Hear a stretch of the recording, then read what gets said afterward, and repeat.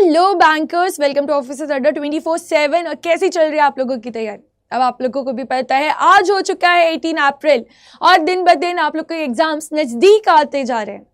तो आपके प्रिपरेशंस कैसे हैं? इस टाइम पे आप लोगों को इस पॉइंट पे आ जाना चाहिए कि अब आप लोग अपनी चीज़ों को सम अप कर रहे हो, ठीक है? क्योंकि अगर आप अभी भी फुल फ्लेज में अटके हैं तो ध्यान रखिएगा, अब आपके पास यही मंथ है जहाँ पे आप उसको कवर कर सकते हैं, ठीक है? और इसके बाद आपको रिविजन भी करना है क्योंकि हमारा जो JIB सब्जेक्ट है ना, ये थोड़ा मेहनती है। यहाँ पे आपको अगर प्रमोशन चाहिए तो मेहनत भी आपको यहाँ ज़्यादा करनी पड़ेगी। तो इसलिए आपको ज़्यादा मेहनत यहाँ वहाँ बार बार परेशानी होना हो करके आप लोगों के लिए एक सपोर्ट लेके आए जो हम लोग देखते हैं Monday to Friday at 6 PM। यहाँ पे 10 मिनट्स कॉन्सेप्ट शो है। जो आप लोगों जब पढ़ते हैं ना AFM, तो जो पॉइंट्स में दिक्कत आता है, क्या होता है कि अगर आप नॉन कॉमर्स है और आपने कभी ऐसे वर्ड्स नहीं सुने तो आपको इसका समझ ही नहीं आता मीनिंग क्या होता है।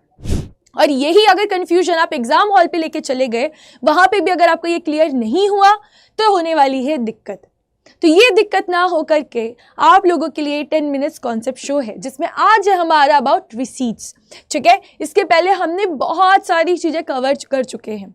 हमारा जो AFM का मॉड्यूल है उसमें जो ABCD हर जगह से जो एकदम ऐसे टफ वर्ड्स होते हैं, कुछ एकदम डिफरेंट टाइप के वर्ड्स होते हैं जो समझने में ना थोड़ा दिक्कत करते हैं, हमने हर चीज़ को देख चुका है। अगर आपने नहीं देखा है तो एक प्लेलिस्ट बनी हुई है, कहाँ पे मैं आपको बता देती हूँ, ऑफिसर्स अड्डा 24/7 के YouTube में जाके वहाँ पे आप जैसे ही देखेंगे प्लेलिस्ट, वहाँ पे आपको 10 मिनट्स कॉन्सेप्ट शो की एक प्लेलिस्ट दिख जाएगी, ठीक है? चलिए तो आज शुरू करते हैं आज का topic, that is our what receipts. तो ये रिसीट्स क्या होता है? जब भी आप फाइनेंशियल स्टेटमेंट्स की बात करते हैं ना, तो वहाँ पे आप देखे होंगे कि कोई रिसीट्स करके बात आती है कि जब बिजनेस में पैसे आ रहे हैं तो आखिर ये पैसे आइडेंटिफाई कैसे करना है। जो ऑर्गेनाइजेशंस है जब ये बुक्स बनाने जा रही है, जो वो उनको इनकम हो रही है, जो पैसे मिल रहे हैं, तो वो पैसे किधर जाएंगे? क्या इसका कोई फर्दर क्लासिफिकेशन भी है? हम ये सब आज जानेंगे। चलिए तो पहले देख लेते क्या मीनिंग है। और return acknowledgement by a receiver of money, goods etcetera that payment और delivery has been made, correct?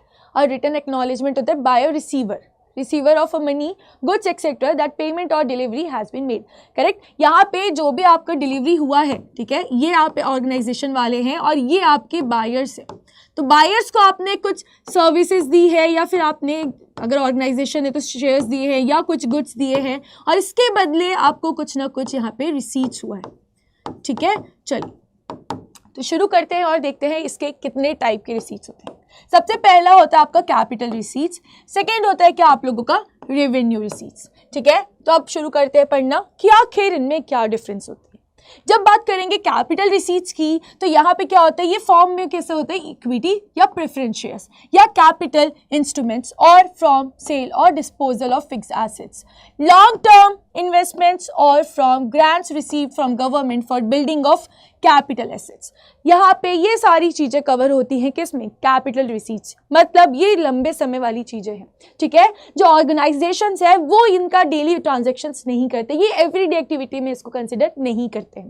दोबारा से देख लीजिए, capital receipts are from issue of what, equity shares, preference shares या डिस्पोजल ऑफ फिक्स्ड एसेट्स। जो हमारी जब आप देखेंगे ना, जब अपनी बैलेंस शीट देखते हैं, ठीक है, तो यहाँ पे अगर आपके शेयर कैपिटल है तो आपने जो इशू किया है, ठीक है, उसके बाद यहाँ पे जो आपने फिक्स्ड एसेट्स दिख रहे थे उसको क्या किया है, डिस्पोज कर दिया है। और फिक्स्ड एसेट्स में जैसे लैंड हुआ, बिल्डिंग हुई, करेक्ट, जिसके बाद जैसे आपकी मशीनरी हुई, यहाँ पे आपने लोन ले लिया लॉन्ग टर्म वाले, डिबेंचर्स।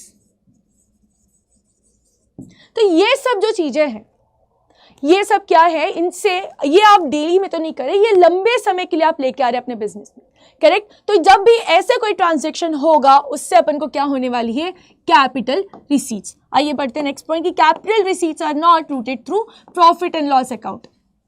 ये जो ट्रांजैक्शंस होते हैं, जो भी हमारे कैपिटल रिसीट्स के ट्रांजैक्शन होते हैं, वो कैपिटल अकाउंट के थ्रू नहीं होते, ठीक है? ये कैपिटल अकाउंट के थ्रू नहीं होते। P&L अकाउंट पे क्या जाते हैं, जो हमारे एवरीडे के ट्रांजैक्शंस होते हैं, ठीक है? जैसे कि अगर आपने ये लोन जरूर लिया है, ठीक है, पर इसका जो आप इंटरेस्ट पे करेंगे वो कहाँ से जाएगा, वो आपका डेली पे होने वाला है।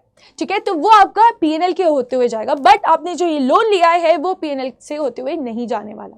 ठीक है, वहीं पे अगर बात करते हैं हम एसेट साइड की, अगर ये एसेट्स में, फिक्स एसेट्स में मान लीजिए आपने बिल्डिंग बेच दी, तो ये बिल्डिंग बेची है वो आपके पीएनएल में नहीं जाएगी, बट उस बिल्डिंग को बेचने से जो प्रॉफिट एंड लॉस हो रहा है वो आपका पीएनएल को जरूर इफेक्ट करेगा। ठीक है, आइए नेक्स्ट पॉइंट पढ़ते हैं कि how ever profit and loss if any arises from such transactions is recorded in the P&L account। Correct, capital receipts वाले जो ये ट्रांजेक्शन्स हैं वो डायरेक्टली पीएनएल को इफेक्ट नहीं करते हैं, बट उनके थ्रू अगर कुछ हमें प्रॉफिट एंड लॉस होता है तो वो हमारे पीएनएल अकाउंट के थ्रू ही कंप्लीट होते हैं। ठीक है, तो ये बात होती है आपकी कैपिटल रिसीट्स की। चलिए इसके बाद बात करते हैं हम लोग अबाउट रेवेन्यू रिसीट्स की। About revenue receipts की, revenue receipts are the receipts from the day-to-day operations of the company or receipts where there is no further obligation on the entity to perform certain actions। ठीक है, और ये क्या है, ये revenue receipts are routed through the profit and loss account। ठीक है, अब यहाँ पे जब आप P&L की बात कर रहे हैं, यहाँ पे अब क्या बात कर रहे हैं आप लोग, P&L की बात कर रहे हैं, तो ये आप सबको पता है ये डेबिट साइड होगा, ये क्रेडिट साइड होता है। ठीक है, ये आपका ऐसे अकाउंट बनता है। इस साइड पे आपका क्या होता है, ये पीएनएल अकाउंट है, तो यहाँ पे आपके जितने भी एक्सपेंसेस होने वाले हैं वो लिखे जाने वाले हैं। ठीक है, और यहाँ पे आपको जो भी यहाँ पे गेन होगा या जो भी आपको इनकम होने वाली है वो इस साइड आने वाली है। करेक्ट, ऐसे ही होता है आपका पीएनएल।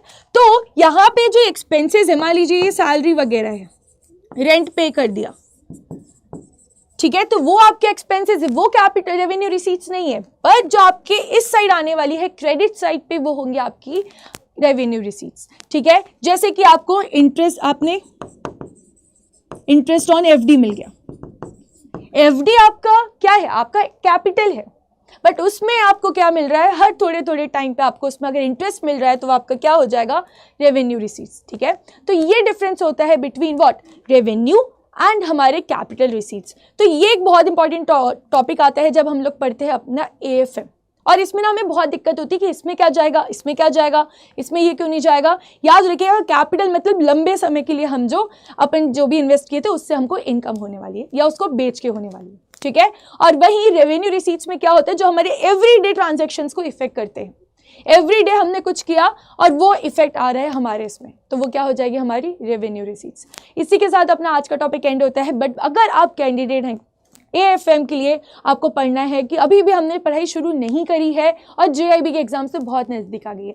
हेलो एवरीवन, कैसे हैं आप लोग and welcome to Officers Adda 24/7। आपको भी पता है हम लोग मिलते हैं Monday to Friday at 6 PM, जहाँ पे हम रोज एक न्यू कॉन्सेप्ट सीखते हैं कि आखिर जो आपके जेआईबी जो पेपर होने वाला है एएफएम का, उसमें ऐसे कॉन्सेप्ट जो आप पढ़ते टाइम आपको समझ नहीं आते और डाउट आ जाता है, तो this is the right place, this is the right playlist जो आपको देख लेनी चाहिए ताकि आपका डाउट तुरंत क्लियर हो जाए और दोबारा जाके आपको वापस से वो 2 hours 3 hours की रिकॉर्डिंग ना देखनी पड़े। ठीक है, तो आज चलते हैं और पढ़ते हैं अबाउट कैपिटल स्ट्रक्चर कि आखिर कैपिटल स्ट्रक्चर क्या होता है। अब आपको भी पता है कि जो बड़ी बड़ी ऑर्गेनाइजेशंस होते हैं, ठीक है, बड़ी बड़ी कंपनीज होती है, वहाँ पे उनको चाहिए लोन्स। ठीक है, अब बिना पैसे के वो काम तो नहीं कर सकते। ठीक है, पहले तो क्या होगा कि जैसे ही कंपनी फॉर्म होगी तो वो खुद तो कुछ पैसा ज़रूर लेके आते हैं, बट धीरे धीरे क्या होता है, जब उन्हें एक्सपेंड करना है तो उनके पास इतना तो पैसा नहीं है कि वो खुद के पैसे को लगा सके। तो यहाँ पे वो क्या करते हैं, लोगों से उधारी मांगना शुरू करते हैं। ठीक है, तो यहाँ पे क्या होगा, लोगों से उधारी मांगना शुरू हो जाएगा। अच्छा चलिए, तो एक चीज़ देखते हैं, पहले आपकी बैलेंस शीट देख लेते हैं थोड़ी सी, है ना। ये अगर आपकी बैलेंस शीट है एज ऑन अ डेट जो पोजीशन बताती है, यहाँ पे आपने देखा है कि एसेट्स आ गए हैं। ठीक है, ये एसेट्स आ गए, यहाँ पे आपने देखा है शेयर कैपिटल। ठीक है, शेयर कैपिटल यहाँ देखते हैं आप लोग, और इसी के साथ आप लोग यहाँ पे देख लेते हैं डिबेंचर्स या आपके जो भी लॉन्ग टर्म लोन्स होते हैं। ठीक है, अब ये सारी चीजें आपने बैलेंस शीट में देखी होगी, ये आपकी होते हैं। तो यहाँ पे क्या होता है, या तो आपको ये जो कैपिटल चाहिए या तो आपको ये लोन चाहिए। क्यों चाहिए, ताकि आप यहाँ पे एक्सपेंड कर सके खुद को। ठीक है, तो ये जो कैपिटल स्ट्रक्चर है ये फाइनली डिवाइड होता है इन चीज़ों में कि कहाँ कहाँ से हमारे पास पैसे आ सकते हैं। ठीक है, या तो आप ये शेयर को इक्विटी शेयर कैपिटल कर सकते हैं, इक्विटीज आप अपनी डिस्ट्रीब्यूट कर दीजिए, मतलब आपने अपनी होल्डिंग दे दी, या फिर आप लोगों से उधारी मांग के ला सकते हैं। ठीक है, यही दो चीज़ हो सकती है, या तो आप अपनी कंपनी का ही थोड़ा सा हिस्सा लोगों पे डाइल्यूट कर दें, या तो आप लोगों से उधारी मांग के ला सकें। ठीक है। तो यही क्या होता है, यही होता है आपका क्या, कैपिटल स्ट्रक्चर। ये एक कैपिटल स्ट्रक्चर है, कैसे आपके ऑर्गेनाइजेशंस में फंडिंग आएगी, आखिर कैसे फंडिंग आएगी और कैसे आप यहाँ पे पैसे को यूज करने वाले। तो चलिए पढ़ना शुरू करते हैं।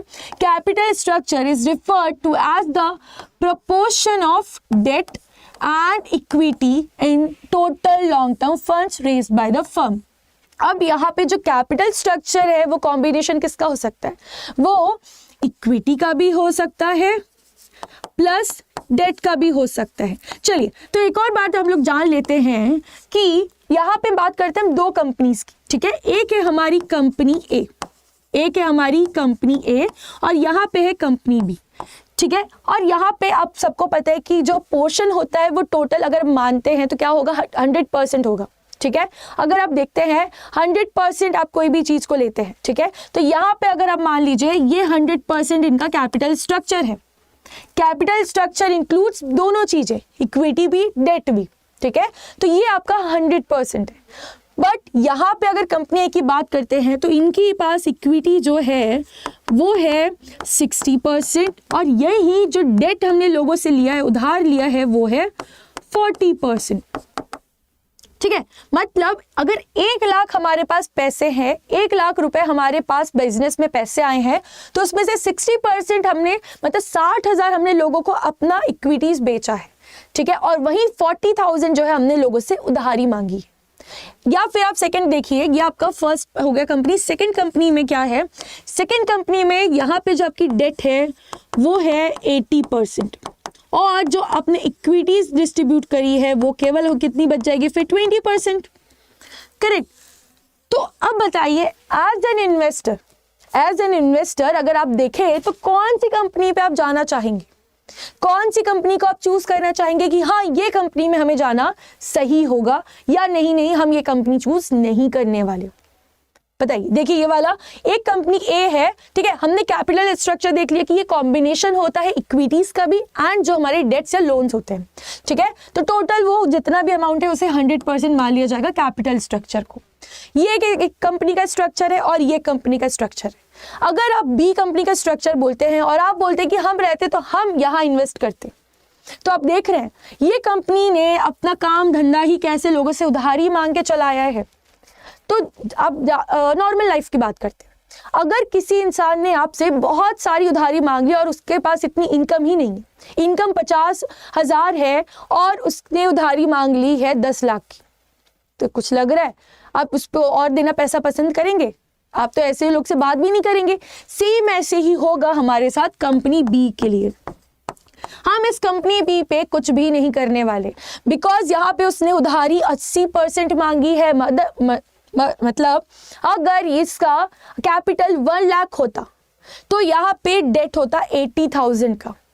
उधारी पे ये कंपनी चल रही है, कभी भी डूब सकती है, ठीक है। तो ऐसी जगह पे हम इन्वेस्ट नहीं करते, मतलब इसका जो कैपिटल स्ट्रक्चर है वो खराब है, ठीक है। वही बात आती है कंपनी ए की, जहां पे equities 60%, date 40%।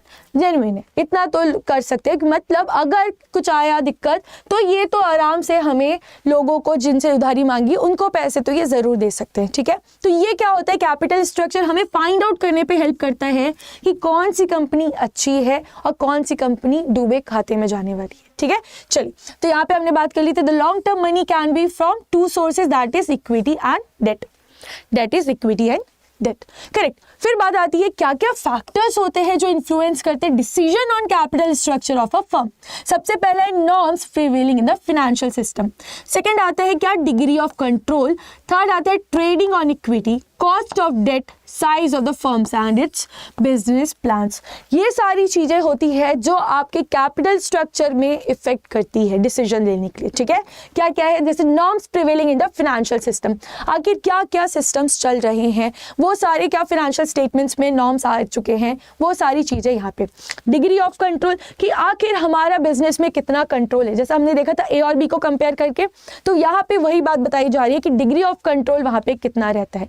Trading on equity, कि वहाँ पे जो लोग इन्वेस्ट कर रहे हैं, ठीक है, जो शेयर मार्केट से कर रहे हैं या खुद वहाँ पे अपनी इक्विटीज लोगों पे ले रहे हैं, तो वहाँ पे ट्रेडिंग कितनी होती है, लोग उस कंपनी पे कितना अपने आप को इन्वेस्ट करने के लिए रेडी रहते हैं। फिर बात आता है कॉस्ट ऑफ डेट, कि आखिर कॉस्ट ऑफ डेट की कंपनी जब ये लोगों से ये डिबेंचर्स इशू करवाती है तो उसको कुछ ना कुछ खर्चे भी उठाने पड़ते हैं ये लोन लेने के लिए।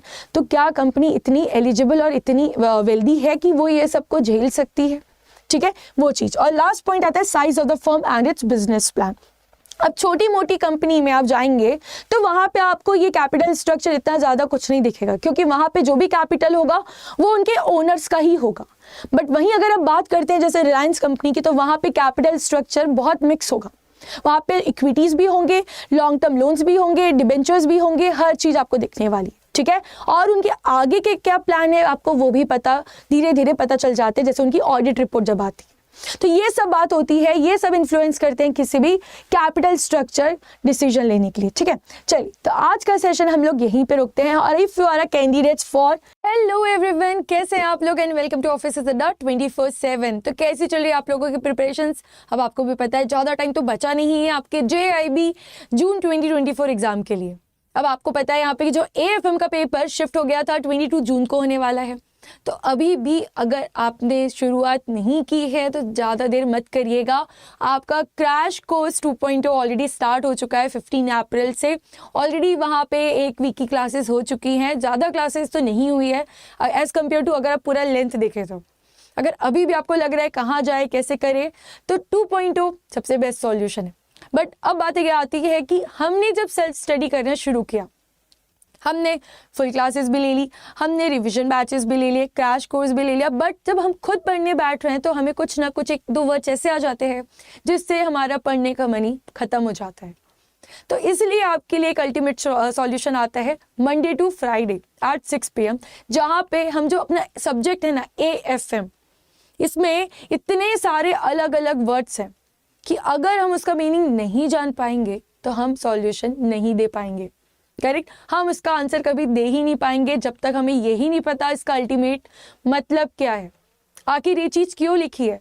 अगर एग्जामिनर ने कहीं वही वर्ड उठा के आपसे क्वेश्चन पूछ लिया तो सोचिए, अगर आप बाउंड्री पे हैं और आपसे उसी क्वेश्चन पे उसी वर्ड पे क्वेश्चन पूछ लिया जिसके कारण आप 0.5 1 मार्क्स से पीछे रह गए, कितना दुख होगा। कि आता हुआ क्वेश्चन सारा चीज समझ आके हम पास भी हो जाते, बट बिकॉज ऑफ वो 1 पॉइंट या एक वर्ड के कारण हमारा पूरा पेपर रह गया। ऐसा ना हो करके आपके लिए अल्टीमेट सॉल्यूशन है कि रोज शाम 6 बजे एक 10 मिनट्स कॉन्सेप्ट शो आता है, जहाँ पे अभी तक हमने ढेर सारे कॉन्सेप्ट्स कवर कर चुके हैं। अगर आप देखेंगे अपना AFM, तो ये इतना वेराइटी वाला सब्जेक्ट है जहाँ पे आपको टैक्स पढ़ने पड़ता है, कॉस्ट के बारे में पता करते हैं, बैलेंस शीट के बारे में पता करते हैं, उसी के बाद जो कंपनीज आखिर इन्वेस्टमेंट्स आगे जाके कैसे करेगी, क्या वो वैल्यूएबल इन्वेस्टमेंट है कि नहीं, ये सब चीज़ों की जो हम पता करते हैं विद द हेल्प ऑफ हमारे AFM के अंदर। तो जब इतना डायनेमिक सब्जेक्ट है तो इसको हमें हर एंगल से समझना पड़ेगा कि एक भी अगर ऐसा वर्ड आता है हम कंफ्यूज ना हो और जो हम सोच रहे हैं वो सही आंसर हो। इसीलिए आप लोग के लिए बैच है 10 मिनट्स कॉन्सेप्ट। ज़रूर देखिए, आप ये फ्रेंड्स कलीग्स के साथ शेयर करिए, ताकि जब खुद की भलाई हो तो हम दूसरों की भी भलाई करेंगे। करेक्ट, दूसरों की भलाई होगी तो हमारी भलाई तो ऑटोमेटिकली होने वाली है। चलिए, तो आज का अपना टॉपिक है गैप वर्सेस IFRS। ठीक है, जब आप ये गैप वर्सेस IFRS देखेंगे ना, तो ये मॉड्यूल A पे आपका फर्स्ट यूनिट का ही टॉपिक है, जहाँ पे आपको यही समझ नहीं आता। क्योंकि देखिए, अगर आप कॉमर्स के स्टूडेंट है ना तो थोड़ा बहुत आप लिंक कर पाते हैं चीज़ों को, बट जब आप एकदम ही आपका बैकग्राउंड जीरो है, आपके बेस में कुछ है ही नहीं, तो यहाँ पे आपको चाहिए बैकग्राउंड। करेक्ट, और एक फ्रिक्वेंट रिविजन कि क्या होता है वो वर्ड, कैसा होता है वो वर्ड। एक बार में तो किसी को भी स्ट्राइक नहीं होता, किसी को भी नहीं होता। एक्सपर्ट भी एक्सपर्ट तब बनता है जब वो n नंबर ऑफ टाइम से रिवाइज करता है। ठीक है, यहाँ पे आपको आपकी क्वालिटी चाहिए। ठीक है, आपको क्वांटिटी नहीं चाहिए। यहाँ पे आपको 100% नहीं जाना है, यहाँ पे आप जितना पढ़ेंगे आप उसको क्वालिटी से पढ़िए ताकि आप इसमें पास हो जाएं। वैसे ही ये टॉपिक है गैप वर्सेस IFRS। यहाँ पे मेन इसका डिफरेंस होता है। हम क्योंकि यहाँ पढ़ना शुरू करते हैं अकाउंटिंग स्टैंडर्ड्स और इंड एस, तो इसमें आखिर इसका क्या रोल है, आखिर ये जो हमारी अकाउंटिंग है उसमें क्या रोल प्ले करता है, यहाँ पे आज हम सब जान लेंगे। चलिए शुरू करते हैं। सबसे पहले इनका डिफरेंस ही हमारा सब कुछ रहेगा। यहाँ पे हम कवर करेंगे with the help of tables. Gap है एक साइड और एक साइड हमारा IFRS। ये एरियाज है जो अब आज हम कवर करने वाले हैं। चलिए सबसे पहले देखते हैं क्या डिफरेंस है with the help of definition. जो गैप है ये अकाउंटिंग स्टैंडर्ड है, यूज कहाँ पे होता है? इन दी US। जो गैप है ये कहाँ यूज होता है? केवल और केवल कहाँ? US में जाके। बट जब आप बात करेंगे ना IFRS की, ये अकाउंटिंग स्टैंडर्ड है जो यूज होता है 167 jurisdictions अराउंड द वर्ल्ड। ये अराउंड 167 jurisdiction पे यूज करते हैं, मतलब सेम टाइप ऑफ उनका जो भी कहना है।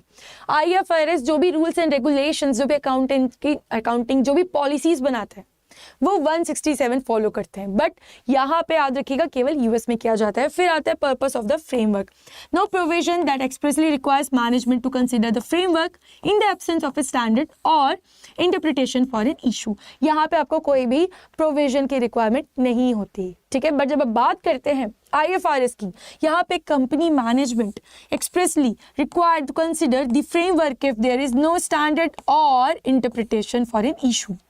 यहाँ पे अगर कुछ भी नहीं दिया है तो हमारी जो मैनेजमेंट है कंपनी की, उससे एक्सप्रेस करना पड़ेगा, ठीक है। उनको एक्शन लेना पड़ेगा कि कैसा हम लोग फ्रेमवर्क करेंगे अगर वहाँ पे कोई भी स्टैंडर्ड या कोई भी इंटरप्रिटेशन हम नहीं कर पा रहे हैं तो। चलिए फिर आता है यहाँ पे आखिर जो एसेट है उससे कैसे डिफाइन किया जाता है। अब आपने ये देख लिया होगा अभी तक कि एसेट आप जनरली क्या करते हैं, उसे फिक्स एसेट्स और करेंट एसेट्स बताते हैं, है ना। जो फिक्स एसेट्स है उसमें भी टैंजिबल होता है, इनटैंजिबल होता है। करंट एसेट्स में आपके क्या आ जाते हैं, जैसे डेटर्स आ गए, कैश आ गया, बैंक आ गया, प्रीपेड एक्सपेंसेस आ गए। आपके फिक्स्ड के टैंजिबल में क्या आ जाते हैं, लैंड आ गई, बिल्डिंग आ गई, मशीनरी आ गई। फिक्स्ड के इनटैंजिबल में क्या आ जाते हैं, आपके पेटेंट्स आ गए, आपके कॉपीराइट्स आ गए। ये सारी चीजें हमारी होती है एसेट्स के अंदर, करेक्ट। तो अब बात आती है कि आखिर डेफिनेशन क्या बताती है, कि गैप क्या बताता है। The US GAAP framework defines an asset as a future economic benefit.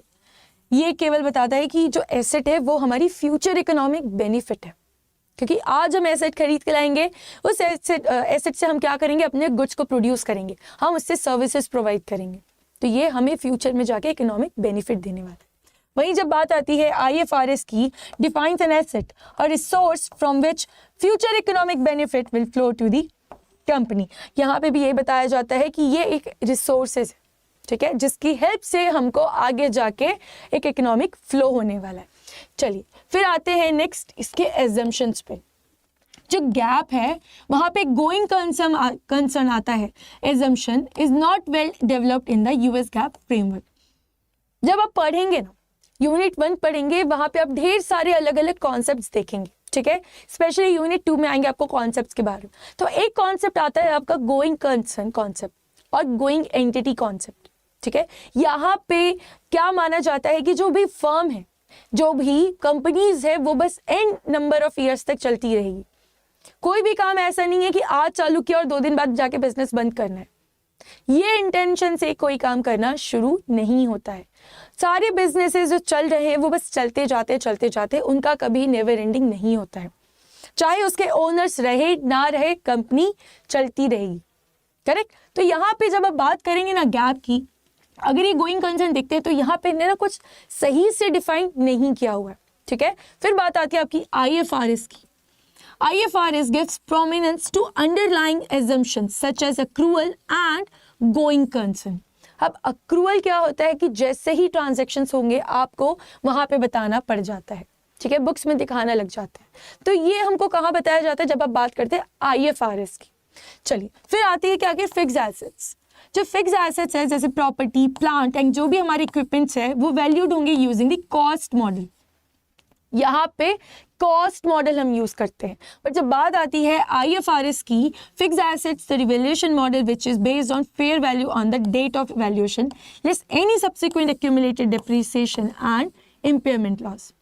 IFRS के अंदर हम रिवैल्यूएशन मॉडल के साथ जाते हैं, जबकि US गैप के अंदर हम लोग जाते हैं अपने कॉस्ट मेथड के साथ।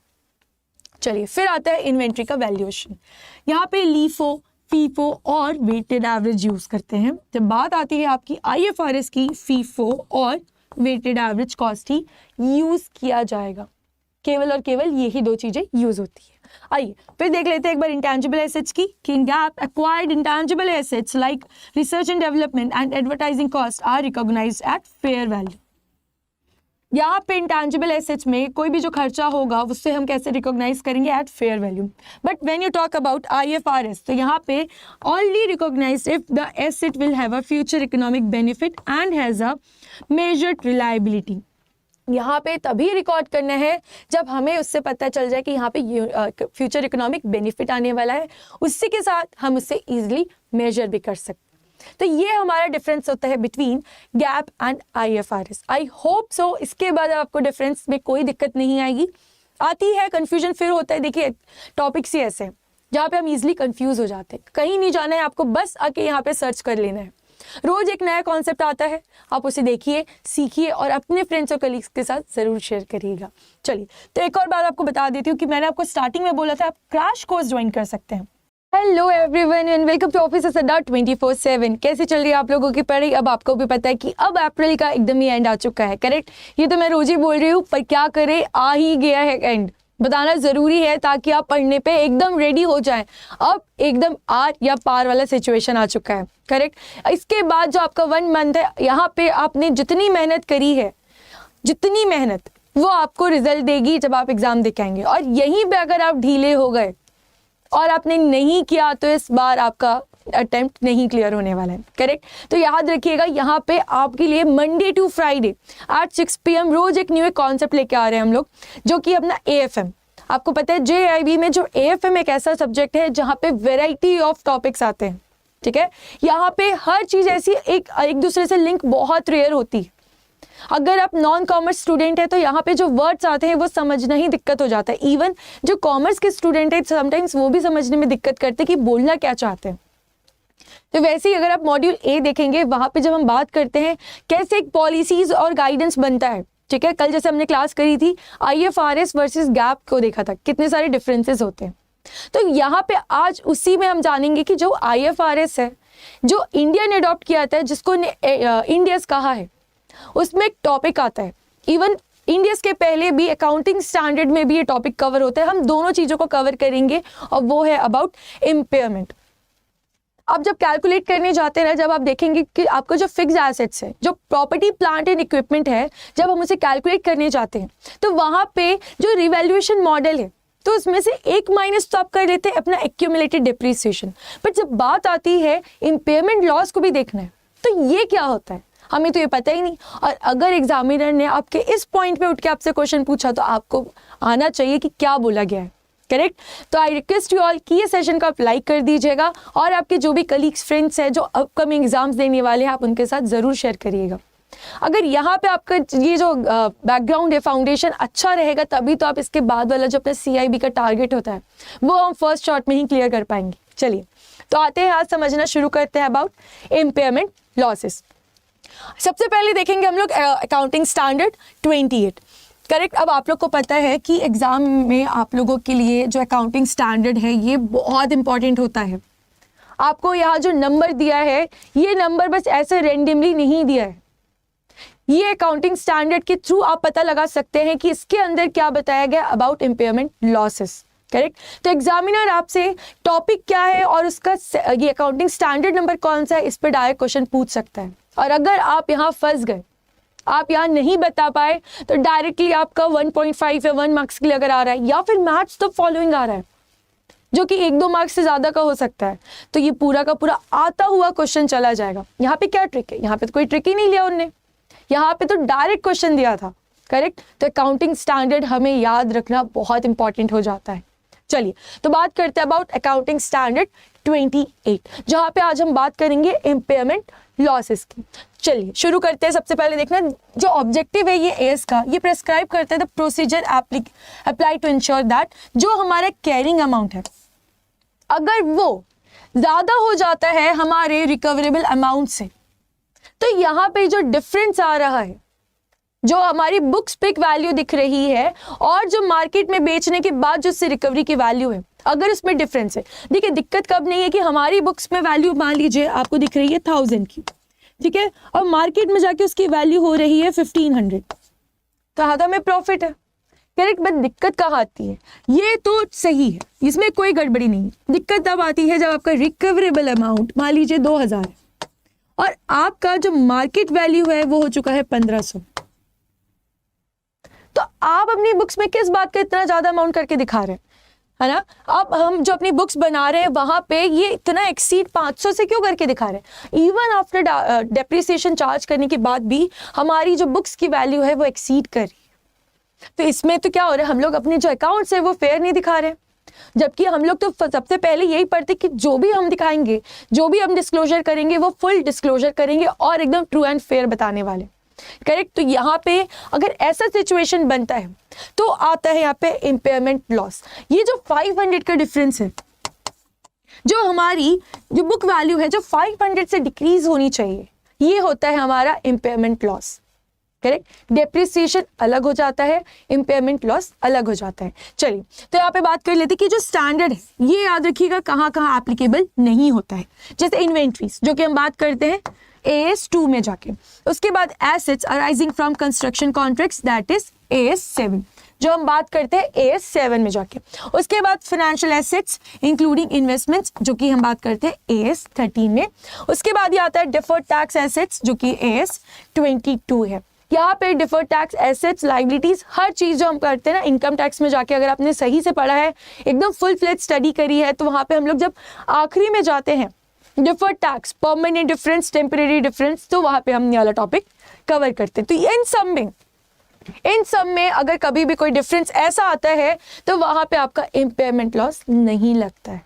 चलिए तो ये तो बात हो जाती है आपकी अकाउंटिंग स्टैंडर्ड 28 की। फिर बात आती है अबाउट इंड एस की। अब इंड एस की बात करते हैं। इंड एस ने एक लिमिट के ऊपर ही सबको लगना शुरू होता है, ठीक है। तो यहाँ पे बात आती है इंड एस 36 की जो कि बात करेगा इम्पेयरमेंट ऑफ एसेट्स। जनरली ये हम कहाँ यूज करने, जो हमारी एसेट्स की वैल्यू बढ़ के दिख रही, ठीक है, उसको हमें एक्चुअल में सही करके लिखना है।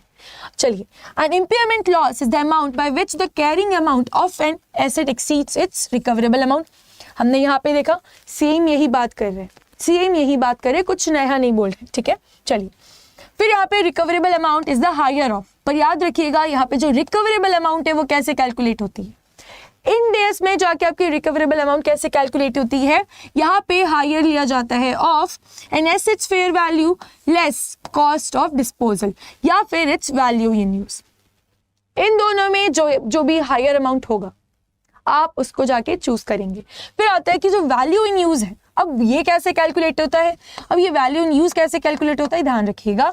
Is the present value of the estimated future cash flows expected to arise from the continuing use of an asset. अब आपको ये समझ नहीं आ रहा कि एस्टिमेटेड फ्यूचर कैश फ्लोज है, तो आपको देखना चाहिए जो अभी हम लोग के न्यूमेरिकल बैच आ चुके हैं, ठीक है। जो न्यूमेरिकल बैच स्टार्ट हो चुका है, अगर आपको दिक्कत आती है ये सब कैलकुलेट करने में, न्यूमेरिकल्स आने पे, देखिए अगर थ्योरी है तो आप भी संभाल लेंगे, बट न्यूमेरिकल्स में ना हमें चाहिए रहता है कि हम जो भी बोले, जो भी कैलकुलेट करें वो सही करें। तो इसलिए आप लोगों के लिए न्यूमेरिकल बैचेस भी चालू हो चुकी है। अगर आपको डर लगता है एएफएम में कि न्यूमेरिकल्स आएगा तो कैसे डील करेंगे, तो वहाँ पे आपका वो वन शॉट सॉल्यूशन है। चलिए फिर आते हैं नेक्स्ट देखने के लिए, जो कॉस्ट ऑफ डिस्पोजल है are the incremental cost directly attributable to the disposal of an asset excluding the finance cost and the income tax expenses। तो ये सारी बातें होती है हमारी what about impairment। जब भी याद रखिएगा एक पॉइंट कि जब भी आपका जो बुक्स का वैल्यू है वो ज़्यादा है और आपके जो मार्केट में वैल्यू है वो कम है मतलब आपने अपने बुक्स पे ओवर वैल्यू करके रखा है एसेट को, तो हमें क्या करना पड़ता है, एस और इंड एस का जो भी स्टैंडर्ड है जो अभी हमने पढ़ा एस इंड एस 36 और इसी के साथ जो हमने पढ़ा था AS 28, इनको आपको फॉलो करना पड़ेगा। याद रखिएगा दो तो हमने अकाउंटिंग स्टैंडर्ड पढ़ा और एक हमने इंड एस पढ़ा। और अगर आपको लग रहा है कि ऐसे ही आता है कि एग्जाम में, तो बिल्कुल ऐसे ही टॉपिक्स आने वाले हैं, इसी में आपको कुछ भी पॉइंट उठा के पूछ लिया जा सकता है, ठीक है। और अभी भी अगर आपने प्रिपरेशन नहीं करी है, आपको लग रहा है कि ये तो सब मेरे को पता ही नहीं है, ये तो मैंने कहीं पढ़ा ही नहीं है, अब क्या करें, कोई ज़रूरत नहीं, आपको इसमें घबराने की ज़रूरत नहीं है। मैं आपको बताती हूँ कि आप क्या कर सकते हैं। आपको कुछ नहीं करना है, बस आपको जाना है। हेलो एवरीवन, कैसे आप लोग एंड वेलकम टू ऑफिस अड्डा 24/7। कैसे चल रही है आप लोगों की पढ़ाई। अब आपको भी पता है अप्रैल अबाउट टू एंड है, करेक्ट। अगर आपका पहले एग्जाम डेट होता तो अब तो आपके पास 1 महीने भी नहीं बचे होते, बट अभी भी आपके पास 1 महीना है बिकॉज अब आपकी डेट शिफ्ट हो चुकी है, करेक्ट। तो अभी भी अगर आपने अपने एग्जाम की तैयारियां शुरू नहीं करी है या फिर आप अभी भी यही सोच रहे कि कैसे करें, कहाँ करें, तो आपको कहीं इतना टेंशन लेने का जरूरत नहीं है। आपको हर चीज यहाँ पे अवेलेबल करवा दी गई है। अगर आप जाके देखेंगे तो इवन अगर आपको लगता है कि हमको वो A to Z नहीं करना है क्लासेस, हमें जल्दी से जाके करना है क्रैश कोर्स, तो पहले आपको लग रहा होगा कि ये क्रैश कोर्स तो हमने पहले लॉन्च कर दिया, इसके बाद कुछ नहीं आया। क्या आ चुका है? क्रैश कोर्स 2.0 15 अप्रैल से चालू हो चुका है। And if you are a candidate जो देने वाले हैं अभी नियर एग्जाम जो अपने JIB का होने वाला है, जो कि है जून 2024, आपको टेंशन लेने की जरूरत नहीं है। अभी अभी क्लासेस चालू हुई है, ज्यादा दिन नहीं हुआ है। विद इन 45 डेज आप लोग अपने एग्जाम में बैठने तक लिए तैयार हो जाएंगे। बट याद रखिएगा, यहाँ पे कंडीशन आती है कि आप लोग के साइड से भी उतनी मेहनत चाहिए। ठीक है, अगर आप पहले से पढ़ चुके हैं तो अगर आपको क्विक रिवीजन चाहिए तो अल्टीमेट सॉल्यूशन यही है, आप ले सकते हैं अपना क्रैश कोर्स 2.0। वो कहाँ मिलेगा, कैसे मिलेगा, हर चीज मैं आपको बता दूंगी एट द एंड पे। पर याद रखिएगा, ये जो वीडियो आ रहा है आपका 10 मिनट्स कॉन्सेप्ट शो, जहां पे हम लोग मिल रहे हैं Monday to Friday at 6 PM। Different type के हम लोग यहाँ कॉन्सेप्ट देखते हैं जो आपके AFM है उससे रिलेटेड। बिकॉज अब आपको समझ आ चुका होगा, क्योंकि आपने एक ना एक बार तो पढ़ा है, या आपने एक बार उठा के अपनी बुक्स देखी होगी तो आपको समझ आने लग गया होगा कि कितना डिफिकल्ट है। यहाँ पे बहुत सारे न्यू वर्ड्स आ रहे हैं, एकदम डायनामिक सा ये हमारा जो सब्जेक्ट है, इसमें जो वर्ड्स है जिससे हम एक वर्ड देख के ही कंफ्यूज हो जाते हैं कि इसका मतलब आखिर क्या है, जिसके कारण पूरा अगर एग्जाम में वैसे एक वर्ड आ गया हमारा पूरा क्वेश्चन गलत हो सकता है। तो ये वर्ड्स हमें दिक्कत ना करे करके ये 10 मिनट्स कॉन्सेप्ट शो आता है, जहां पे हम लोग देखते हैं उस वर्ड का मीनिंग क्या होता है, और अगर वो एग्जाम में अगर आ जाता है तो आपको वो टाइम स्ट्राइक होता है कि नहीं। और ये वीडियो ऐसा नहीं कि जैसे आप लोग लेक्चर देख रहे हैं ना बैठ के, वैसे 2-3 घंटे लगा के नहीं देखना है। बस क्या करना है, आप लोगों को वेट करना है रोज डेली 6 बजे की एक कोई न्यू कॉन्सेप्ट आने वाला है, या फिर अगर आपको ऐसा कोई कॉन्सेप्ट है जो समझ नहीं आता है, आप मुझे कॉन्सेप्ट यहाँ पे कॉमेंट्स में बता सकते हैं। और इसी के साथ जो भी आपके फ्रेंड्स कलीग्स है जो देने वाले उनको ये लिंक आप शेयर कर दीजिएगा, यहाँ पे लाइक कर दीजिएगा, ताकि ज्यादा से ज्यादा लोग तक ये पहुंच सके। क्योंकि इतनी मेहनत हम भी कर रहे हैं तो आप भी थोड़ी सी तो मेहनत है, बस लाइक करना है और आपकी जो भी फ्रेंड्स कलीग्स है उन तक पहुंचा देना है, ताकि यहाँ पे हर किसी को जो दिक्कतें आ रही जो फेस कर रहे हैं वो किसी को ना है। करेक्ट। चलिए तो आज आ जाते हैं, आज का जो हमारा टॉपिक है about capital and revenue expenditure. जब आप पढ़ते हैं ना अपना मॉड्यूल्स उठाना शुरू करते हैं तो देखा होगा अपने मॉड्यूल A और B में आपको आता है बहुत सारे accounts related questions, audit related questions. दिक्कत यहाँ पे आती है जब आता है कि बैलेंस शीट बनाना है, और उसमें एक दिक्कत ये आती है कि खर्चा जो ऑर्गेनाइजेशन कर रही है ये कौन सा खर्चा है। जब वो खर्चा करने जा रही है तो यहाँ पे वो एक रेवेन्यू खर्चा बोल रही है और एक कैपिटल खर्चा बोल रही है। एक्सपेंडिचर तो इजी सा वर्ड है, करेक्ट। एक्सपेंडिचर मतलब हमने कुछ खर्च किया है, बट ये कैपिटल और रेवेन्यू क्या होता है, आइए समझते हैं वो चीज। देखिए, एक ऑर्गेनाइजेशन है, ठीक है, एक ऑर्गेनाइजेशन है जिसको अपनी बुक्स तैयार करनी है, बट बुक्स कब तैयार होंगी, जब वहां कुछ काम होगा। अब काम करने के लिए उनका कोई एक मेन बिजनेस होगा, करेक्ट। जैसे उनको कुछ मैन्युफैक्चरिंग करनी है, मान लीजिए उनको मैन्युफैक्चरिंग करनी है वाटर बॉटल की। अब अगर उन्हें उसकी मैन्युफैक्चरिंग करनी है तो वहां पे उन्हें मशीन चाहिए, मशीन से ही तो वो गुड्स देंगे, वो बॉटल की डिजाइन करेंगे, उसमें लेबलिंग लगाएंगे, हर चीज करेंगे। तो वहां पे जो ऑर्गेनाइजेशन है, अगर ये बॉटल मैन्युफैक्चरिंग कंपनी है और इनको चाहिए एक मशीन ताकि ये बहुत सारे अपने जो गुड्स है वो बना सके, जो इनका मेन काम है वो कर सके, तो इसके लिए क्या लगेगा, इनको एक मशीन लगेगी, करेक्ट। तो ये जो मशीन है ये मशीन का खर्चा होगा, करेक्ट। ये मशीन लेके आएगी कौन, ऑर्गेनाइजेशन। अब मशीन जो लाएगी वो कहाँ रखेगी, कोई ना कोई तो जगह चाहिए ना रखने के लिए, तो वो ऐसा एक लैंड भी खरीदेगी, वहां पे एक ऐसा इंफ्रास्ट्रक्चर प्लांट तैयार करेंगे, हर चीज करेंगे, हर एक्सपेंसेस करेंगे।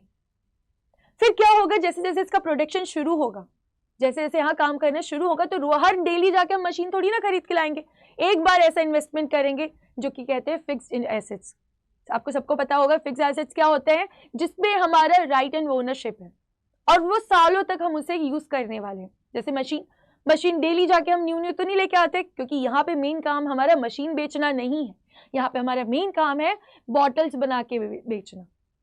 तो ये जो लैंड खरीदा, ये जो बड़ा प्लांट बनाया, इस प्लांट में जो मशीनरी लेके जा रहे हैं, ये सब चीज हम लेके जा रहे हैं, ये हम पे बस एक बार खर्चा करते हैं, सालों सालों में कई एक बार। तो ये जो टाइप का खर्चा है ये होता है हमारा कैपिटल एक्सपेंडिचर, क्या होता है ये? Capital expenditure. ठीक है, खर्चा हो रहा है बट यहां से क्या है? कैपिटल आ रहा है जो हम लोग सालों तक यूज करने वाले हैं।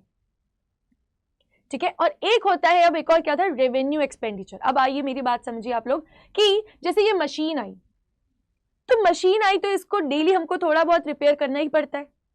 कोई बड़ा रिपेयर नहीं बोल रही हूं मैं कि एकदम से जो इसका मेन मशीन था उसी को चेंज कर दिया ना। इस पे डेली क्लीनिंग करवाना, छोटे मोटे जो नट बोल्ट्स होते हैं उसे चेंज करना, थोड़ी सी ऑयलिंग कर देना, बिल्डिंग में कहीं थोड़ी सी दिक्कत आ गई तो हल्का सा कुछ करना। पूरा रिनोवेशन का बात नहीं कर रही, पूरा रिनोवेशन नहीं बोल रही हूँ, हल्का सा कहीं पे खीला ठोक दिया हमने, कहीं पे हमने थोड़ा सा पेंट लगा दिया। ठीक है, ये जो डेली का खर्चा है, जैसे देखिए ये आदमी है, ये मैन्युफैक्चरिंग कर रहा है और साथ ही में यहाँ पे थोड़ी सी ऑयलिंग कर दिया, पर मशीन सेम वही चल रही है। तो ये जो खर्चा है जो छोटा मोटा डेली होता रहता है खर्चा है, और ये हर साल हम टाइम टू टाइम करते रहते हैं, तो ये होता है हमारा रेवेन्यू एक्सपेंडिचर। बट याद रखिएगा मैंने आपको क्या बोला था, यहाँ पे बड़ा खर्चा नहीं होना चाहिए। अब बड़ा खर्चा जैसे पूरा मशीन का ही पार्ट, जो मेन पार्ट था हमने चेंज करवा दिया, तो ये अगेन क्या होगा? ये कैपिटल एक्सपेंडिचर ही होगा। अगर ये जो बिल्डिंग है, बिल्डिंग खरीदा तो कैपिटल था, इसमें थोड़ा बहुत जो खर्चा होता रहता है वो इसका क्या है? रेवेन्यू। बट एकदम से ही बिल्डिंग में कुछ वास्ट चेंज आ गया, एकदम से कुछ बहुत बड़ा रिनोवेशन हो गया, तो वो क्या हो जाएगा? वो होगा हमारा कैपिटल एक्सपेंडिचर। ठीक है, चलिए तो आइए जल्दी से देख लेते हैं यहाँ पे क्या इसका डेफिनेशंस होते हैं और क्या इसमें डिफरेंस होता है। चलिए पढ़ना शुरू करेंगे। सबसे पहले देखते हैं कैपिटल और एक साइड देखेंगे revenue. Under capital amount spent is usually large. अब मशीन खरीद के ला रहे तो बहुत ज्यादा अमाउंट चाहिए, करेक्ट। फिर आइए रेवेन्यू में कि ये इसी का होगा amount spent relatively small. Nut bolt लाना है तो नट बोल्ट तो 100-200 में आराम से आ जाते हैं, बहुत सारे, करेक्ट। फिर देखते हैं second, the purpose is to improve और enhance business or productive or earning capacity. With the help of machinery क्या होगा? हमारा प्रोडक्शन बढ़ेगा, हमारी अर्निंग बढ़ेगी क्योंकि हम ज्यादा सामान बना के बेचेंगे। तो जो कैपिटल एक्सपेंडिचर होता है इससे क्या होता है? हमारी अर्निंग्स बढ़ती है, हम ज्यादा प्रोडक्शन कर पाते हैं। Whereas जब बात आती है revenue, the purpose is to maintain the fixed assets in good working condition. हम जैसे नट बोल्ट का एग्जाम्पल लेके चल रहे हैं, तो नट बोल्ट क्यों चाहिए? यहाँ पे नट बोल्ट से हमें कोई बड़ा भारी फायदा नहीं होने वाला, पर वो हमारी मशीन को अच्छे से चलने पे हेल्प करने वाले। तो ये जो खर्चा है ये छोटा छोटा खर्चा है, बट ये हमारी जो फिक्स एसेट्स है जैसे मशीनरी, प्लांट, ये सबको अच्छे से चलने पे हेल्प करते हैं। चलिए फिर आते हैं थर्ड पॉइंट में, the benefits is of long duration. Machine एक बार लाए 5-10 साल के लिए हमें मशीन का टेंशन फ्री, बट जब रेवेन्यू आता है तो benefits is of short duration. हर 2-3 महीने में एक बार उसका नट बोल्ट, उसमें जो ऑयलिंग है हर चीज चेंज करनी पड़ती है। फिर आता है ये, it is non recurring. Recurring मतलब बार बार हो रहा है क्या? नहीं, ये बार बार खर्चा नहीं हो रहा है। वेयरएज रेवेन्यू कैसा खर्चा है? रिकरिंग, बार बार होता रहता है। फिर आता है last point, it is shown in balance sheet, correct. जब मैंने आपको बोला मशीन लेके आए तो बैलेंस शीट, प्लांट लेके आए बैलेंस शीट, हमने वो बड़ी सी बिल्डिंग बनवा दी बैलेंस शीट। इवन अगर इसमें कुछ बहुत बड़ा रिनोवेशन हो जाता है, बहुत वास्ट चेंज हो जाता है, या मशीनरी पूरी एकदम से बदल जाती है, मेन कंपोनेंट्स बदल जाते हैं, हेवी इस पे वर्किंग लग रही है, जिसके कारण 5-10 साल हमें फिर दोबारा टेंशन लेने की जरूरत नहीं है, तो ये क्या होगा? हमारा कैपिटल एक्सपेंडिचर होगा। ठीक है, अब आइए बात करते हैं रेवेन्यू का लास्ट पॉइंट कि it is shown in the profit and loss account. अब नट बोल्ट चेंज किया, उसको साफ सफाई करवा रहे, ऑयलिंग करवा रहे, छोटे मोटे खर्चे हैं जो हमारी मशीनरी को मेंटेन करने पे डेली पे चाहिए, तो ये होता है हमारे रेवेन्यू एक्सपेंडिचर।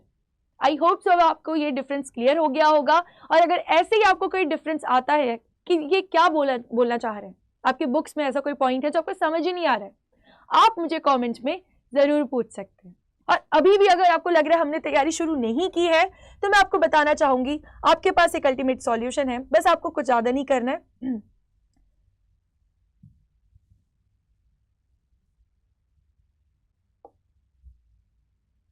आपको हमारे जो ऐप है, बस उस ऐप में जाना है। 2 मिनट दीजिएगा मुझे।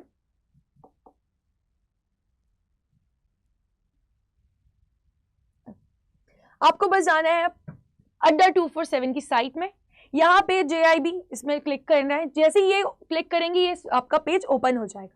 JIB मई 2024 में जाना है, यहाँ पे आपको दिख जाएगा क्रैश कोर्स 2.0 जिसकी मैं आपसे बात कर रही थी। अगर आपको A to Z पढ़ाई करनी है, हर चीज करना है, तो उसका अल्टीमेट सॉल्यूशन एक तो महापैक 2.0। अगर महापैक लेते हैं तो इसमें आपका ये crash course, revision batches, everything will be included here, full fledge classes. But जो अगर आपको करना है केवल एक बार रिविजन, तो 15 अप्रैल से आप लोगों की इवन इंग्लिश और हिंदी दोनों में आ चुकी है, बैचेस चालू भी हो चुकी है। ज्यादा देर मत करिए, अभी भी आप यहाँ पे इनरोल कर सकते हैं। बट याद रखिएगा, अगर आपको चाहिए यहाँ पे हैवी डिस्काउंट तो आपको यूज करना पड़ेगा कोड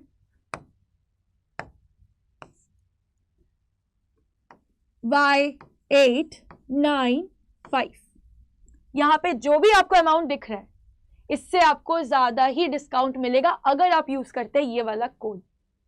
करेक्ट। अभी क्या है, आपके पास ज्यादा टाइम नहीं है, आप यहाँ पे हर जगह भटकिए मत, बहुत क्रूशियल टाइम है, आपके पास टाइम अब नहीं बचा है। बेस्ट ऑप्शन यही है कि जो भी आप ले रहे हैं कोर्स, उस पर बिलीव करिए, आप भी उसमें अपना 100% साथ में दीजिए। चलिए, तो आज का सेशन यही कंप्लीट करते हैं। Thank you all for joining. In case आपको कोई डाउट आता है, आप या कमेंट्स में मुझ पे जरूर पूछिएगा, और ये सेशन को प्लीज लाइक करिए और अपने कलीग्स एंड फ्रेंड्स के साथ जरूर शेयर करिएगा।